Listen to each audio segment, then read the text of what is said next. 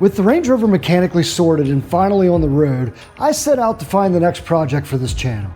And what I found was this, a 2011 Audi A5 convertible. I picked this up for $3,400 with 96,000 original miles, and it runs great. There's no leaks, but there are some issues. And there was a little bit of a mishap here, which I think we can straighten this out as well, where we can actually tap this back in. Another issue with the car is that some of these lights don't work.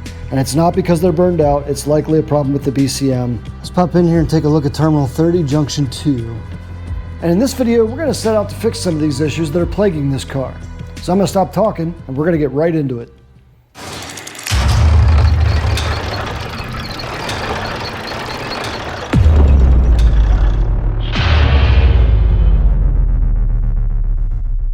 Now, after all the challenges we had on the Rover project, I decided it was time to get another set of hands here in the shop.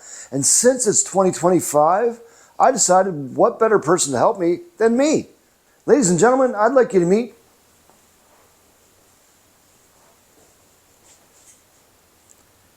Randy. Now, Randy is a slightly less talented version of myself, and if I have to say, not quite as good looking as me either. I'm definitely more talented and better looking. That's debatable. But with this second set of hands in the shop, it should make things a bit easier for me. What do you say, Randy? You ready to be my second in command here? Yeah, I'm not really second in command to anyone. Okay, obviously your ego is way out of whack, and I know that's not me. So you've got to go. No, wait. Well, I guess it's just me now, and we're back to square one. My first impression when I saw this car was that it had an element of elegance to it. It runs and drives super nice, but it does have a CVT transmission that we're going to service in this video as well. So let's get up closer and take a look at it.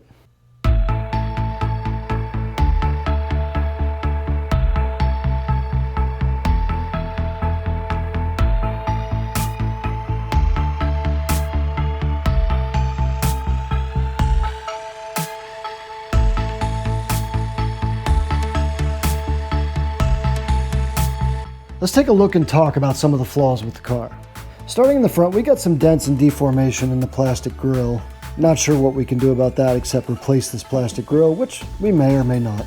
It had a little bit of an incident in the front right here where you can see the scraping on the bumper and scratch here. And this trim piece was missing, which I replaced. The pictures won't completely show it on camera, but these headlights are fogged over, so we're gonna have to do those. The fender's pushed in just a little bit here, which we can straighten out.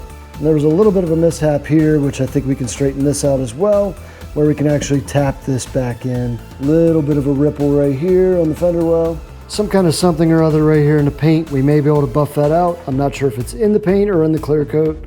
Hopefully it's just clear coat. One of the biggest issues is that the rear window is separated from the outer part of the top. But I think if we can get the rear of the top to unlatch, we may be able to get some slack in here where I can glue this window back on with windshield adhesive. And speaking of the top, it will not go up or down right now because we have a fault with one of the sensors on either left or right rear, which we need to address. Another issue with the car is that some of these lights don't work. And it's not because they're burned out, it's likely a problem with the BCM, which is in the trunk, and likely got water intrusion on it when the top leaked, which I did find evidence of in the trunk. The passenger mirror was missing this glass when I got it. I got a replacement piece off of eBay for 11 bucks and it's in there, but we still have issues with the mirror and the turn signal light does not work properly. We have to address this drag right here, which scratched the paint and dented in the fender. Inside the car, we have to address these seat bolsters on both sides. The left rear window does not go down and the PCM is not communicating with the left rear door module. And I know what you're saying, it doesn't have a left rear door. It doesn't matter, they still call it a left rear door module just for the window. But everything else is super clean. I already fixed the glove box, the latch was broken. So overall, we have a pretty solid foundation for our project here. Just some things to address. Thankfully, the top itself is in good condition. It's not torn or frayed or anything like that. So if we can get the electronics working and the rear glass sealed up, we'll have a good working top. So what we've determined through the troubleshooting process is that our central convenience module has been compromised. Now this is likely due to the top leaking rainwater down on top of it, but we now have this new to us used central convenience module off of eBay that we have to program to the car. Now the problem with this is it runs all of the lights, but it also runs your keys. So you're going to have to program your keys back into this. So you need a scan tool to program this unit before you put it in. And that's what we're going to do right now.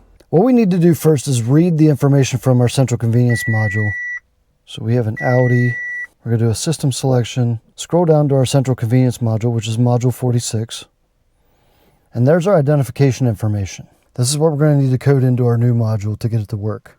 At this point, it's time to physically change the module out. To disconnect the battery, we need to get into the trunk and locate where the spare tire is.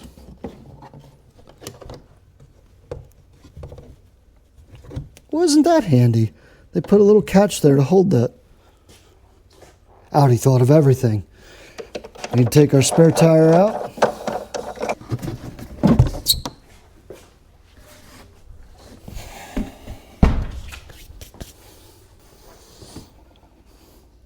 With our 10mm, we'll disconnect the negative battery terminal.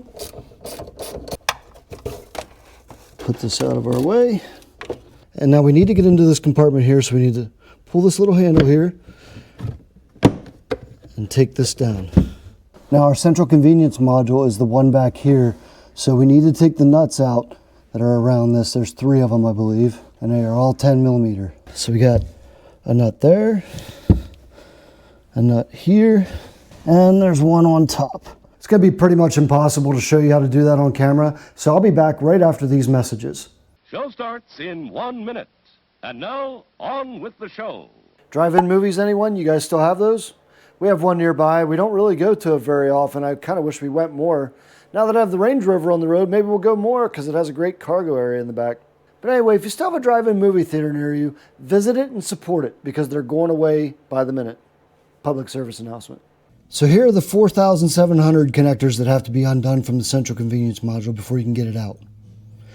Not to mention that,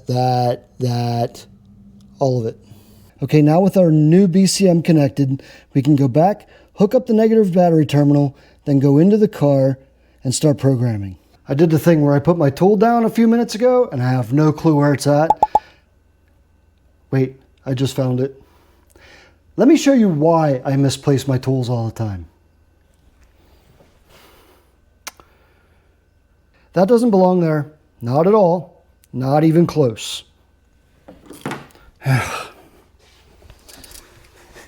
Anyway, let's put our negative cable back on.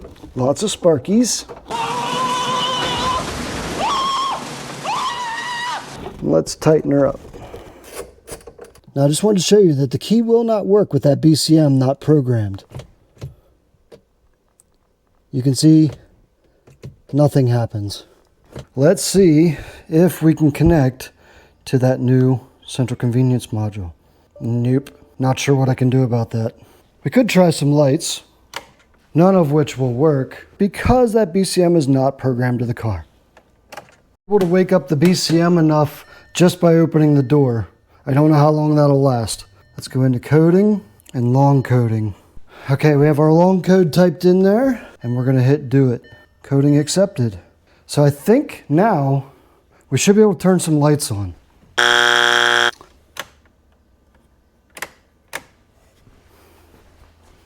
Let's see if we can do some tests here, some output tests. Some things are a bit cattywampus here.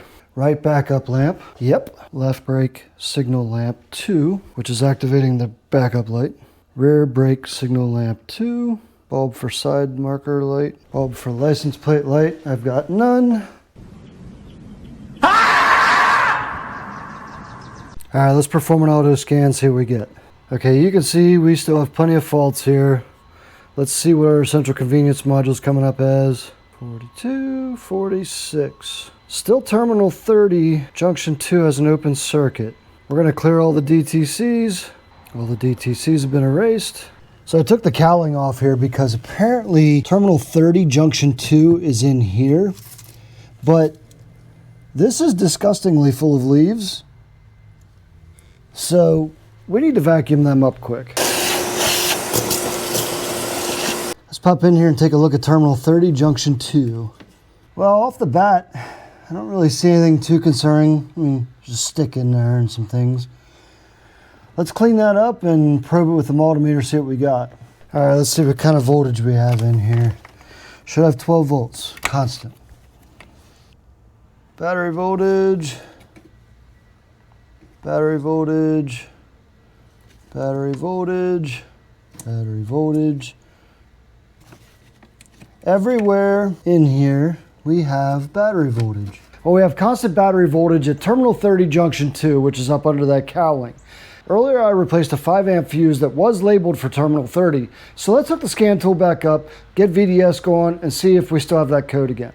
That rear left door control module, I wonder if it's causing our terminal 30 issue. Since we know that that left rear door control module is faulty, I think we should replace that or fix it and then continue our diagnostics from there. So we're going to stop here for now on the lights and the BCM. So changing the BCM didn't really produce the results we were looking for, so that means we have more troubleshooting to do. Now, rather than start chasing and testing wires, what we're going to do is take care of the electrical issues we already know of. The biggest of which is that left rear door module that isn't communicating. Now, the reason I'm doing that is because these modules all talk to each other, and it could potentially be causing the problems with the BCM not controlling the lights. Now, that left rear door module is in the trunk, and we have to remove some of the trunk carpet to get to it. So let's start doing that. First thing we need to do is take out our luggage compartment tie downs, which are just Torx. I think it's a T30 that I'm on, and I already have these loose. They weren't hard, so just take these out, both here and up here. We're also going to disconnect the wiring from our trunk light. And behind the seat release is a cap. We need to take this off, and then there's a Torx underneath. Might be easier said than done. Okay, this seat release was really dumb. That is not actually a cap. You have to pull this back. And you can see that's supposed to release these, but it didn't do very well. I had to pry the hell out of this. I was afraid it was going to break it. But we eventually got it. And then it slips in on this side. So you just slide it out. Now we can leave the cable attached because we can just pull the trim around through this hole. Now I'm going to pull back the trim here because that's going to hold that carpet as well. Just pulling it back enough to where I can get the carpet out. And then moving inside, we have this trim clip here to remove. Just pull it down and remove it. I think it'd be easier if I remove the trunk bottom carpet. It's just a few clips. So we're going to get these out. These are super cool clips. These are nice and easy. I like them a lot. I'm going to remove these 4 clips as well. Should I say 3? Now I think we can pull this whole trunk liner out. Hey, look at that. All right. Then there's a couple clips that are holding this to the metal frame as well. You need to pull out. Come on, baby. That's almost there. FYI, there's some kind of harness here to disconnect from the trunk carpet that goes up to whatever that is on here. Not 100% sure. Looks like the rest of the work needs to be done in the front. Now, we need this to let go of our trunk carpet. There, I know I didn't get to show you that. I needed both hands, but I basically slipped it out from underneath here. And now we have access to our control module on the other side. This right here is our left rear door control module. And at first glance, it doesn't look bad on the outside. I don't see any watermarks or anything like that. But we need to get this out of here. A few minutes later. All right, the door control module is out. Had a little bit of a fight with it, not too bad. This is the part number that we need. Looking at the module though, I'm gonna open it up. Doesn't look like it's seen water intrusion. I could be wrong. The outside won't always tell you everything. Let's open it up on the bench and see what we got. There we go. Upon our first inspection, I don't really see any smoking guns in here. It doesn't look like any moisture got inside. So I kind of wonder now if it's a wiring issue. There are a bunch of fuses on the board. Could go through and check them all. Maybe we'll do that first. Some resistors back here as well. Teeny tiny little fuses. A little longer than a few minutes later. All right, one of the things we're gonna do is test for power. And I think that would be this connector right here. See if we got power going to the door control module. Let's try these. No power. Power. So our orange and green stripe has power to it. But we're gonna go ahead and say that our module gets power, and that's good enough for me to order a new module. Just for poops and squeals, I put that module back in. Let's just make sure we can't communicate with it still. 62 left rear door electronics. Let's see if we can communicate with it. Negative, we are still not communicating with it. So I'm gonna call that module dead and we're gonna get a new one. Hey, hey, hey, guess what I got? It is a left rear door module for this car. I'm hoping and I'm praying that this solves a lot of the issues with the electronics on this car. Audi electronics are just a bit finicky, you know, just a little bit, a little bit. So I'm hoping that this gets us somewhere. First things first, I'm going to disconnect the battery. You've seen me do that already, so I'm not going to show you that. And then I'm going to put this in and we're going to see what happens. Let's toss it in real quick and see what we got. Okay, I have the new door control module in. The battery's hooked back up and I have it on the charger because it was a little low. So now we're going to hook our scan tool up to the car and we're going to see if we communicate with that door control module now. Now you've seen me use my Launch X431 pretty often on this channel, but I now have this new Mooker unit that was provided to me by one of my sponsors. Now some of the things I like about this scan tool are, number one, it's a tablet basically. It's pretty thin, it's small, lightweight, 8-inch screen. But the biggest thing is your connection port. It's Bluetooth and it stows magnetically to the back of the tool. Now I can plug this into the OBD2 port and I can be anywhere near this car with the scan tool and be able to read the functions. So let's plug it in. Using our VIN auto search, it'll scan for the VIN, and looky there. Let's scroll down to 42 driver's door electronics, and let's choose to scan that one. Let's choose the arrow to scan it, see if we can communicate with it. Look at this. Our back window now works. We have a working left rear door control module.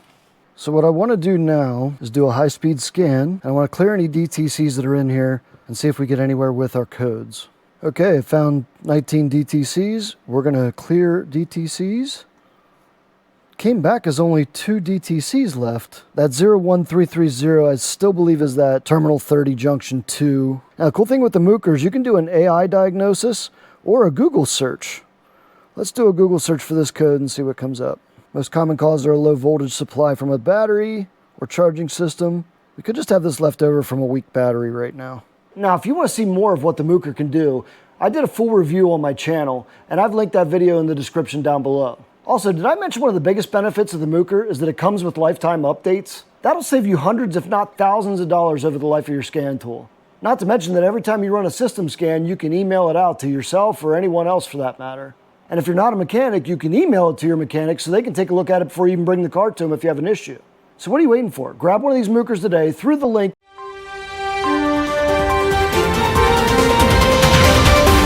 Hang on guys, I just got a message from my friends over at Mooker. From now until December 1st, they have dropped the price of the 892 BT from $519 to $449. And they've offered me a 5% discount code to offer to you that will drop us now down to $423. That is $423 for a lifetime update scan tool. You cannot beat that anywhere. So if I were you, I'd click that link in the description now, use the discount code that's on your screen, and get one of these before they sell out, because I'm sure quantities are limited. This is your chance to get one of the best scan tools on the market for a fraction of the cost.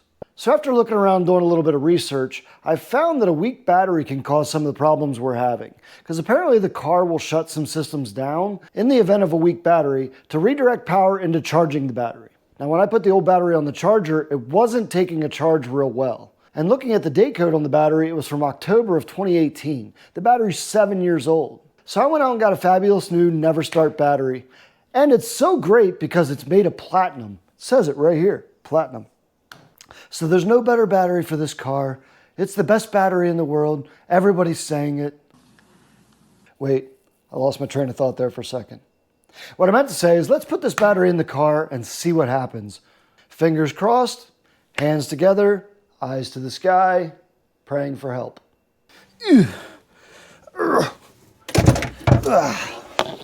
Now this isn't just as simple as replacing the battery and calling it a day. You need to code this battery to the car as well, which we'll do with our scan tool. All right, let's hop on our Mooker, go into auto search for the VIN. All right, let's go into special functions. Let's do battery matching. We'll read the fault codes, yada, yada, yada. We're gonna clear the fault codes. Now we're gonna read the DTCs.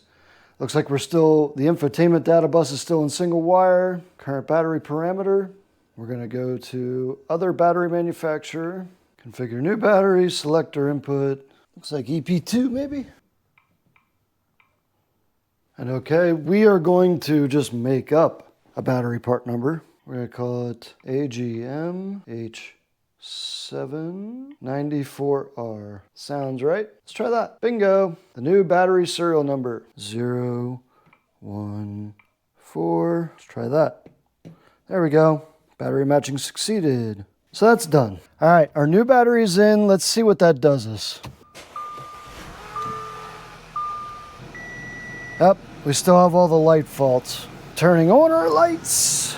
We still have the same light problems. So we're still not good with the lights. We have more troubleshooting to do. And I'm starting to point towards that data bus module. That's where I'm getting faults for single wire at. I definitely got to do more research. These Audis are really something else. All right, so we obviously have more troubleshooting to do on the electrical system of the car.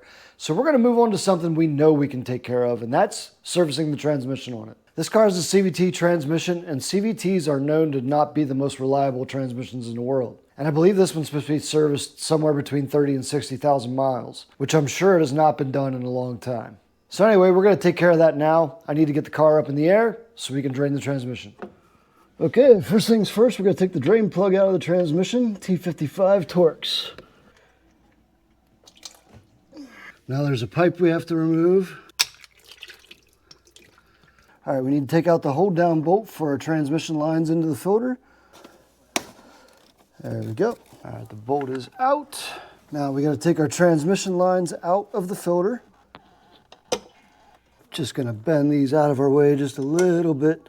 Don't tweak them too much. All right, now we need to take these T30 bolts out of the filter housing.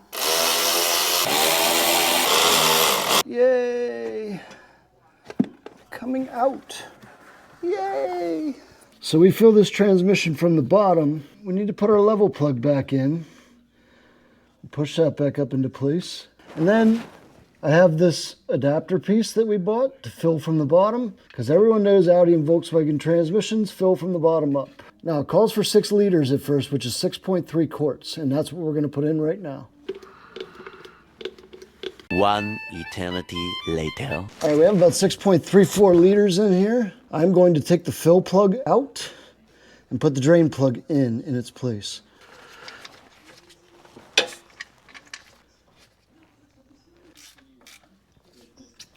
Now we're going to run the transmission up to temperature. Okay, we're connected to the TCM, and we're going to bring up transmission temperature, ATF temperature right there. Let's hit OK. And right now we're about 84.2 degrees. Now we want to run the car till the temperature increases between 95 and 115 degrees Fahrenheit. Now initially we want to raise the RPM to about 2,500 RPM for a few seconds, just to bleed the air out of the pump. Now we'll bring it back down to an idle. Then we're going to shift between all the gears, letting it in each gear for about 2 seconds. All right, now we'll let it get up to temperature. Right now we're about 87 degrees. All right, you can see we're up past 96 degrees. So now we're going to check our level in the transmission while the car's running. Before I do, I'm going to shift through the gears one more time. Now if this comes out fast and hard, just let it drain a little bit till it comes out slow and steady. I think maybe we need some more fluid. Okay, our level's where we need it to be, so now we're going to take it for a drive and just see how it works out. So far, so good. So I'm not really a big fan of CVT transmissions. They're not terribly known for reliability. This one's fairly smooth, I'll give it that. Now we have some good AMS oil in there. I feel a little bit better about it. I really like this car, and once we sort out some of these electrical issues, it'll be a really nice car to drive. So much so that I'm probably going to sell the Focus. And I'm probably going to keep this car. I know it's not a manual transmission. I know it's a CVT. It's a very smooth car. And it's better for our family when my daughter comes home from college to stay for a while. It'll be something for her to drive while she's here, so she doesn't have to bring her car all the way from Florida to here. And I can absolutely see myself driving this car. It's not really a state secret that I like Audis and Volkswagens for some reason. I must be another glutton for punishment, kind of like Range Rovers. And this car's definitely got some electrical gremlins. A little bit of creaking up front. When I was underneath, I saw some bushings that have given up the ghost. Probably time for some new bushings. Depending on the cost, maybe it'll be new control arms. Seemed like a little slip from reverse to drive, kind of like letting a clutch out. Maybe that's normal, I'm not sure. Anyway, let's go back to the shop. So as you can see, we are flush with issues on this Audi, like we are with most Audis. But if the Rover has taught me anything, it's that there's no challenge in this shop that we can't overcome. We got what's going on up here, plus we got what's going on up here to guide us. So stay tuned for the next video where we dive deeper into the electronics on this car and we start digging into this convertible top to see what we can do there. Now I already have some hunches on what's wrong with that, but don't forget we also have to fix that rear window. But that's going to do it for this video. Hang on to the end if you want to see me mess up a whole bunch. But if you like this video, please be sure to hit that like button down below. It really helps us out and keeps us going. Subscribe to the channel if you haven't already. Have a blessed day, and I'll see you in the next video.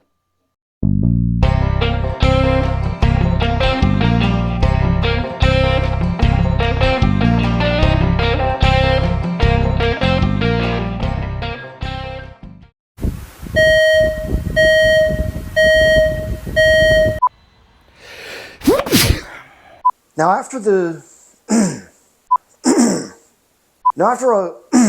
okay, so after our troubleshooting, what we've determined is, now if you look here, we've gone into the 40 with the Range Rover mechanically sorted and finally on the road. And what I found was this. It's the wrong length. Okay, so I screwed something up here. So that didn't really, so changing the BCM didn't really, so changing the BCM didn't really, drive-in movies, anyone? You guys have those still? So as you can see, but there's, we got what's going on up here, plus we got what's going up